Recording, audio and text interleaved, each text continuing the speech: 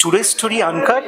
আর today story আনকাটে আজকে আমরা আছি অভিনেত্রী রিমঝিম দাসের সঙ্গে, এবং আমরা ছোট্ট একটা আড্ডা সেশনে রিমঝিমকে পেয়ে গেছি। এবং আমরা এই মুহূর্তে টুডে স্টোরি আনকাট চলে এসেছি একদম বাইরে, এবং বাইরে যখন আছি আমরা আছি গ্যালারি গোল্ডে, যেখানে আমরা পেয়ে গেছি ক্যানভাসের মধ্যে আরো একজন সুন্দরীকে, যাকে আমরা সত্যি ক্যানভাসিং করতে পারি।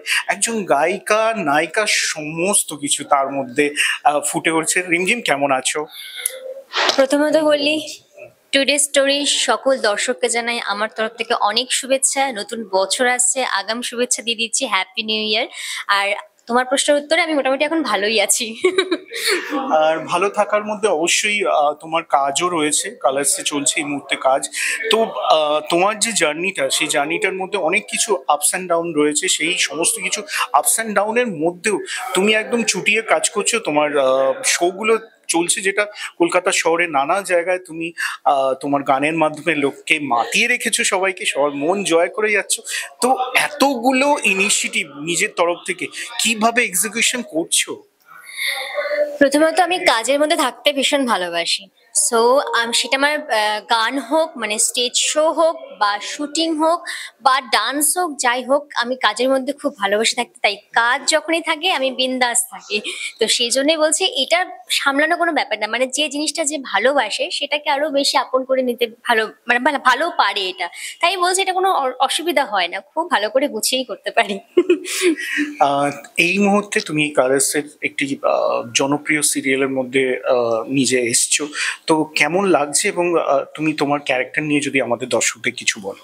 ডেফিনেটলি আমি একটু ছোট্ট করে বলে নিই। সেটা 1 বছর আগে হয়তো বিপ্লবদার একটা ইন্টারভিউতে আমি এসেছিলাম, এবং সেখানে মানে ওটা ফার্স্ট ইন্টারভিউ ছিল। তো ওখানে আমি বলেছিলাম যে আমার নেগেটিভ করার খুব ইচ্ছে।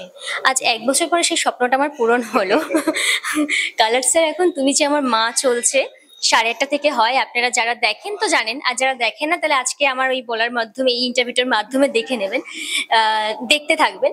তো এখানে আমার একটা চরিত্র, সেটা একটা ডক্টরের ওয়াইফ, বাট এটা একটা সম্পূর্ণ আলাদা ট্র্যাক। কিন্তু সব থেকে ভালো যে আমি সৎ মা, এবং খুব মানে ইয়াং একজন মা। কিন্তু যেহেতু সৎ মা, সেই জন্য এই ব্যাপারটা আরো ভালো, কারণ মা তো সবসময় স্নেহেতে সবাইকে মানে সন্তানদের আগলে রাখে, কিন্তু আমি সৎ মা, মানে কিভাবে নেগেটিভ, মানে বুঝতে পারছেন তো। তো এই সবটা মিলে আমার ভীষণ ভালো লাগছে কাজটা করে। আর আজকে জাস্ট আমি 3 থেকে 4 দিন হলে শুট করলাম, আরো অনেক গল্প আসছে, দেখতে থাকুন অবশ্যই। কালার্স বাংলা 8:30টায় তুমি যে আমার মাইটা এখন আপাতত রানিং শো।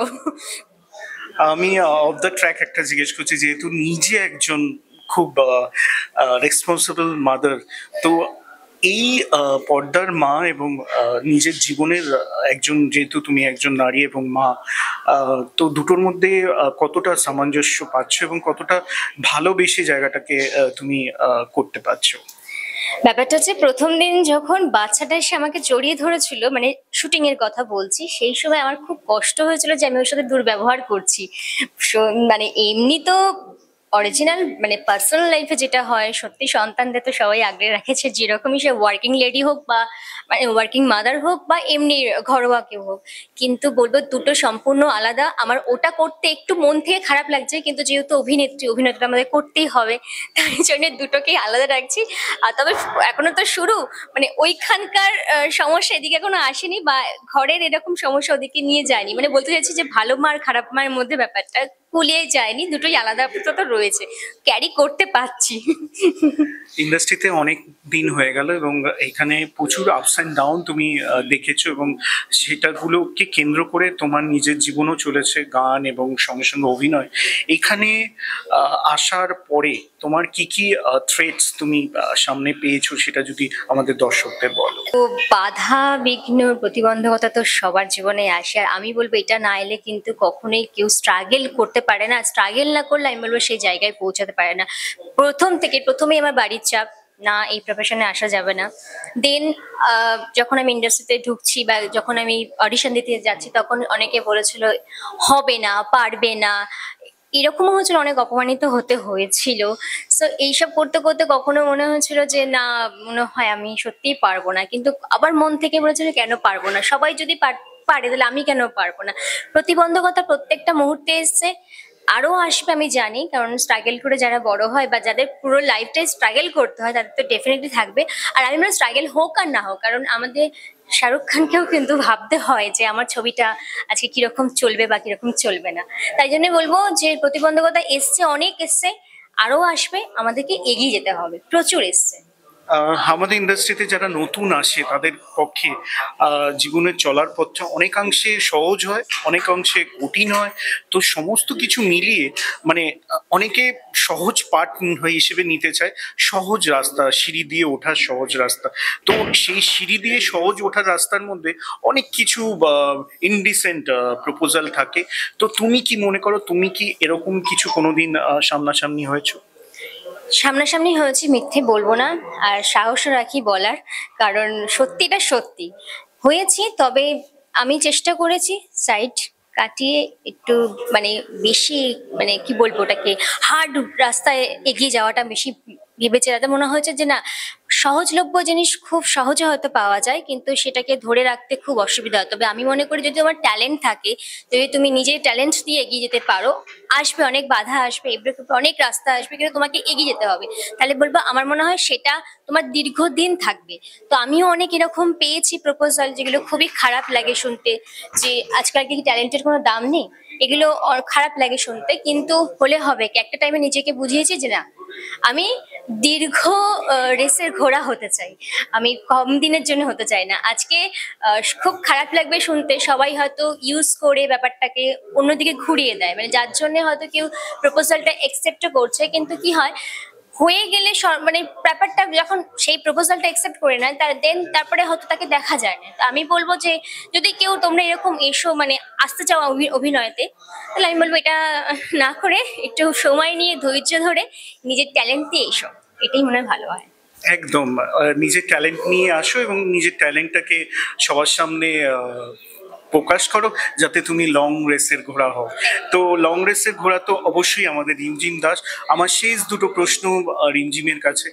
আহ, এই যে ইন্ডাস্ট্রিতে আসা এবং গানের জগতে থাকা, তোমার জীবনের ইন্সপিরেশন অফ লাইফ তুমি কাকে মনে করো? আম, দুটো মিলিয়ে বলবো। হ্যাঁ, দুটো। দুটো মিলিয়ে যদি বলি, সেটা আমার মা অবশ্যই। মা তো ডেফিনেটলি, মা সবসময় এনকারেজ না করলে এটা হতো না। আর তারপরেও যদি কেউ থাকে সেটা হচ্ছে আমাদের লতাজি, যিনি আজকে নেই আমাদের মধ্যে। ওনার একটা যে গানে, উনি আমাদের সরস্বতী মা, ওনাকে দেখে ভেবেছিলাম ও সরস্বতী মা যদি নাও হতে পারি, কিছু তো অন্তত করতে পারি গান নিয়ে এটা। আর অ্যাক্টিং যদি বলা হয়, তাহলে সত্যি কথা বলতে যে হাসবেন না কেউ প্লিজ, আমার কাজলকে ভীষণ ভালো লাগে, ছোটবেলা থেকে কাজলের প্রচন্ড ফ্যান আমি। তো ওর ওর মতনই আমি অভিনয় করার চেষ্টা করেছিলাম, দ্যাটস এইরকম মিলিয়ে মিশিয়ে কিছু। তবে সবার প্রথমে বলবো আমার মা। মা এক কথা যদি বলা হয়, আমার মা, মায়ের জন্য আজকে দুটোই। অসাধারণ। মা, সত্যি মার তো বিকল্প কোনো জীবনেও হয় না, হবেও না। মার বিকল্প নেই। আমার শেষ প্রশ্ন তোমার কাছে, জীবনে চলার পথে প্রচুর আপস অ্যান্ড ডাউন তো তুমি বললে দেখেছো লাইফে। তো জীবনের সবচেয়ে কষ্টের দিন কোনটা ছিল, যেটা তুমি আর জীবনে মনে রাখতে চাও না? হয়তো বা তোমার জীবনে চলার পথে সেটাই ইন্সপিরেশন, তবু তুমি মনে রাখতে চাও না, এমন একটা দিন যদি আমাদের টুডে স্টোরি দর্শকদের শেয়ার করো। এটা টোটালি আমার পার্সোনাল লাইফের কথা বলছি, এটা প্রফেশনের দিকে তো প্রচুর এরকম দিন আছে যেগুলো সত্যি মনে রাখতে চাই না, কিন্তু পার্সোনাল আমি বলছি। মানে আমি জানি না এটা হাসবেন, হয়তো সবারই থাকে, বাট আমার জীবনে আমি সব থেকে বেশি ভালোবাসতাম, আমার একটা ছোট্ট পাখি ছিল যার নাম পুটলি। আজকে আমি সবার সামনে এটা বলতে চাইছিলাম যে ওর কথা প্রচন্ড মনে পড়ে। তো খুব কষ্ট হয়, আমি যখন একা থাকি তখন আমি খুবই কাঁদি। তো আমার মনে হয় কি করে আমি ভুলবো, কিন্তু ভুলতে পারছি না। আর সত্যি বলছি, মনে করতে চাই না, কিন্তু মনে পড়ে যায়। আমি জানি না এর উপায়টা কি, বিপ্লতা যদি থাকে অবশ্যই বলো।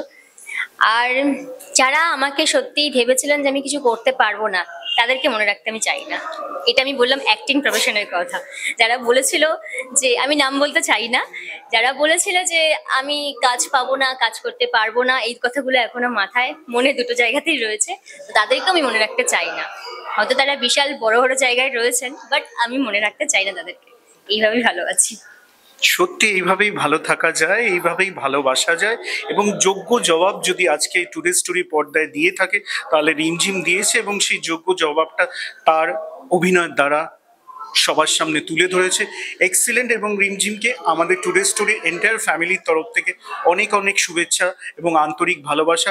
আগামী দিন তার উজ্জ্বল হোক এবং আমরা চাই আরও আরও ছবি এবং কাজের মধ্যে রিমঝিম মিলেমিশে থাকুক। এই সুন্দর ক্যানভাসের পেছনে যে ক্যানভাস দেখছেন, সেই ক্যানভাসের মতনই তার জীবন একদম রঙে ভরপুর হয়ে উঠুক, সেটাই কিন্তু আমরা চাইবো। আজকে টুডে স্টোরি আনকাটে আমরা ছিলাম অভিনেত্রী রিমঝিম দাসের সঙ্গে। আশা করি আপনাদের এই এপিসোড ভীষণ ভালো লেগেছে। অবশ্যই আমাদের ভালো লাগলে অবশ্যই নিচে দেওয়া নাম্বারে জানাবেন। নমস্কার, আজকে এখানেই রাখছি, আবার দেখা হবে কোনো এক চিত্র তারকার সঙ্গে। নমস্কার।